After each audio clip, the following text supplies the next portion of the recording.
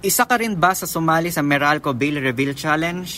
Uso ngayon sa social media ang pagre-reveal ng kanilang nagtataasang bill ng kuryente na marahil ay bunga ng maghapong paggamit ng aircon dahil sa matinding init ng panahon.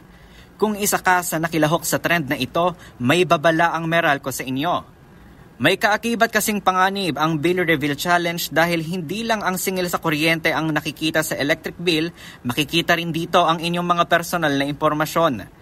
Sa statement ng Meralco, sinabi nitong hindi dapat ipinapakita sa social media ang inyong customer account number, gayon din ang iba pang impormasyon tulad ng pangalan at address. Sa paliwanag naman sa DZRH ng cybersecurity analyst na si Art Samaniego Jr., maaaring magamit ng mga masasamang loob ang mga personally identifiable information na ito sa iba't ibang uri ng krimen. Yung iba, hindi lang yung CAN o yung customer account number ang nakikita, pati yung mga address nila. Opo. Napaka-importante po nito kasi mga personally identifiable information.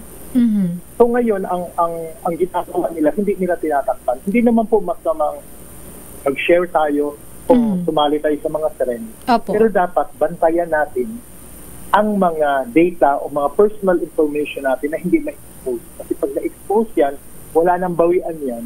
Pwede yung gamitin ng mga masasamang loob na pangloko sa mga kamag-anak natin at sa mga malalapit sa buhay. Paalala pa ni Samaniego, bago i-share sa social media ang inyong mga bill ng kuryente, tiyakin mo nang hindi kasamang mare-reveal ang inyong mga personal na impormasyon. Para sa MBC TV Network News, ito si Kyle Bulias. Sama-sama tayo, Pilipino.